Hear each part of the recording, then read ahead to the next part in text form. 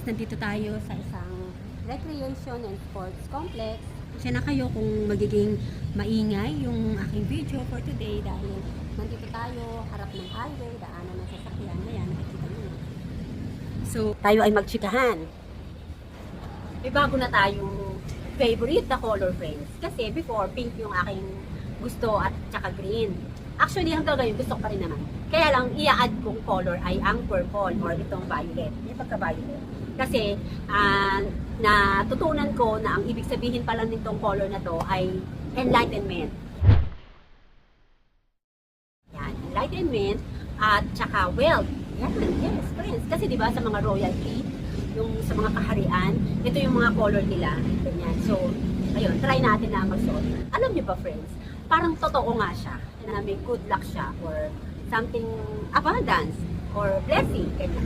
Why? Kasi, nung first time ko itong isinuot, itong jacket ko na to, na purple, itong violet, yan. Okay? Actually, pangatlong beses ko na pinaghanap ko.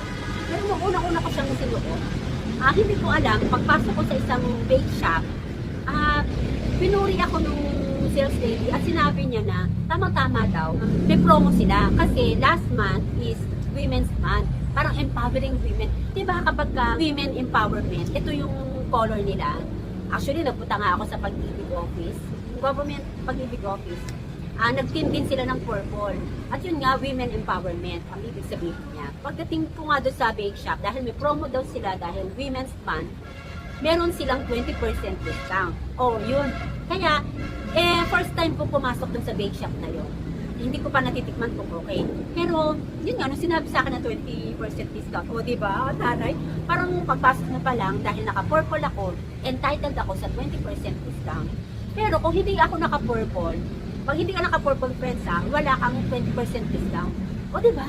Kaya sabi ko, bakit nung first time ko pumasok doon, ito yung suot ko, itong jacket na ito na purple. Simula nung friends, nagtingin-tingin na ako palagi ng color purple na damit. Kasi parang feeling ko, swerte siya sa akin. Kasi may dala-dala siyang blessing sa akin. Kaya ayun, ito actually bago ko lang pili. Kasi nga, bihira akong magganitong damit na color. Dahil ang favorite ko nga nun is pink at saka green. Ganun. Dahil nga doon, may dagdag na naman tayong collection ng favorite.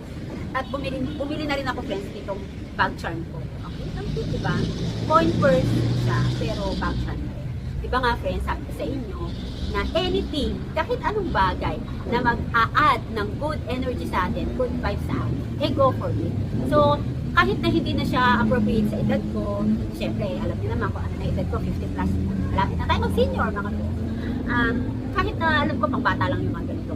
Pero kung nakaka-spark sa'yo ng joy, nakakadagdag sa'yo ng a little bit na energy, good energy, kumbaga sa battery, nagdadagdag siya ng charge sa'yo, ay nako, go for it, friends. Go, go, go. Kailangan, push natin yan. Push natin para madagdagan yung ano.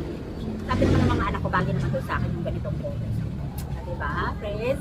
Kaya, actually, isa pa, friends. Tignan mo, papakita din ako sa inyo. Pati rin ako, friends. Tignan mo. Diba? Pati rin natin, friends. Diba? Purple na rin, lilac. Actually, napapalitan yung color nito, friends. Kung ano yung color ng damit ko. Ayan. Diba? Para tayong nagbabalik sa pagiging bata, isip bata. Gusto ko lang, friends, na in this channel, makapag-spread ako, makapag-share ako ng good energy sa inyo. Kahit sa simpleng bagay lang. Kaya salamat sa panonood nyo. Thank you talaga.